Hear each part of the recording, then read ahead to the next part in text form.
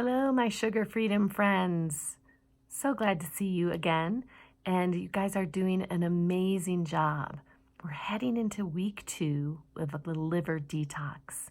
Now, I mentioned in the emails the importance of sleep and rest. And particularly while we're doing our liver detox, we really want to support the body as much as possible. And our sleep is when our body is detoxing the brain. It's repairing all of the stresses and the extra free radicals that are happening. It's a clean out time. It's a rest and rebuilding time, and we want to support our sleep as much as possible. So I'm going to talk today to you about several tips and suggestions, just as an add-on to the email instructions when I talk about sleep there. So, getting prepared for sleep. As you'll notice, I'm in my comfy, fuzzy, soft, warm bathrobe to set the mood here. And I want you to start thinking about and planning to set the mood for a good night's sleep by leading up to it, preparing to it, by kind of winding down from the day and setting the tone around your home to be that of relaxation. You're going to dim the lights. Some people actually use red lights, light bulbs around the house for the evening. I have a few salt lamps that have that warm, natural, orangish, reddish glow that mimics the sunset and the changing of the different waves of light. During the daytime, when you're out in the sun, our eyes should be getting lots of blue light. But in the evening, if you're living in nature and the sun goes down, you don't have exposure to that blue light, and that triggers and instructs your body and your DNA to start producing melatonin, which is going to help you get a good night's sleep at night. Now, one of the problems with modern lifestyles in society is that we are up late into the evening, well after the sun has set.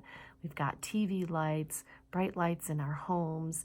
We have laptops and cell phones, and our eyes are being bombarded with these blue rays of light, and it's preventing us from developing melatonin. And so our sleep is very disrupted. Even if we can fall asleep easily, the deep waves of sleep and the REM dream sleep is disturbed by this disruption to melatonin. So one of the things that I suggest is using these blue blocking glasses. If you have to be on your laptop or watching your favorite TV show, make sure you're wearing these around the house in the evening. Dim your lights. Better yet, don't have your technology on at all, at least 2 hours before bedtime, and preferably within an hour after sunset. You want to have all technology off and get into a pattern of maybe listening to some music like we used to do around the radio, right? Or reading a book by some dim candlelight. We want to really set the mood for calm and relaxation. Great time to take a wonderful hot soaking bath with some candlelight and soft music as well. Or to do a little meditation, maybe in front of your red lamps, your sauna lamps, if you have any of those. So I'm going to take these off now so I can see you a little bit better. But one of the other things I'm going to do once I'm actually in bed, make sure there's no technology in bed. Keep your cell phones in a completely separate room. Don't have televisions or computers in your bedroom at all. Keep your bedroom for sleep and sex and romance. That's what it's there for. Now, these, you've heard of room darkening shades in your windows, or one of these eye masks. It's this one is a complete blackout. I can see no iota of light, which is great, because sleep tests and studies will show that any little bit of outside light coming in from the neighbors' street lights or any kind of ambient light also disrupts our deep levels of sleep and our REM sleep, our dream state of sleep, which is both necessary for healing and restful sleep. So a few other things that you can do for support if you're really struggling. Melatonin is, as I said, the hormone that's produced naturally, but you can take a synthetic form of melatonin. This is a 3 milligram dropper. I do like liquid forms versus pills. I would start out really, really slow. I only take a couple of drops when I need to reset my circadian rhythms. The other best thing to do is, even if you go to sleep too late, is make sure that you wake up with the natural early morning light and get outside as soon as possible, as early in the morning as possible. That action alone will help to reset your biorhythms and support your melatonin producing abilities within your own body.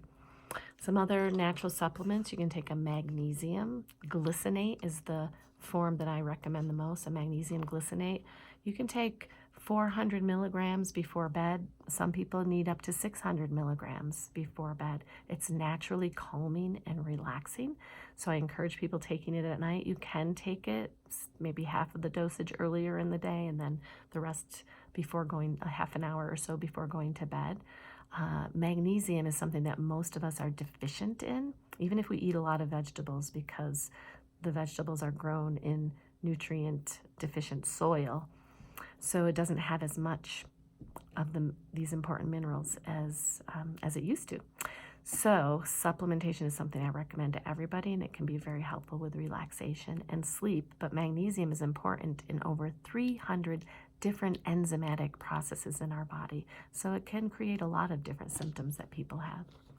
Some other amino acids, L-tryptophan, or 5-HTP, which is the precursor to L-tryptophan.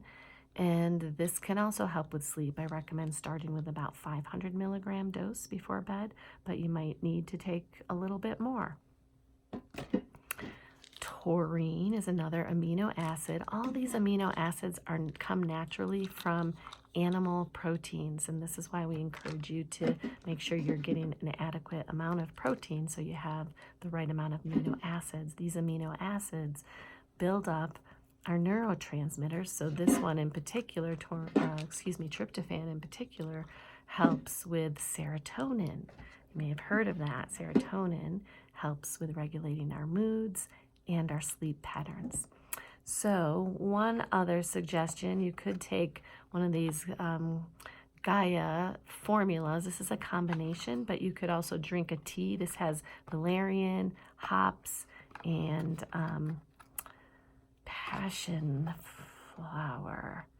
So, and I think lemongrass is another one that we can use for sleep.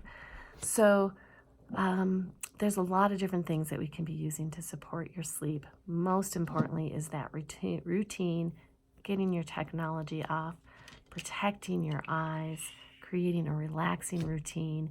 And if you need some extra help, try some of those supplements and have some sweet dreams. I'll see you on the Facebook page. Ask me any questions.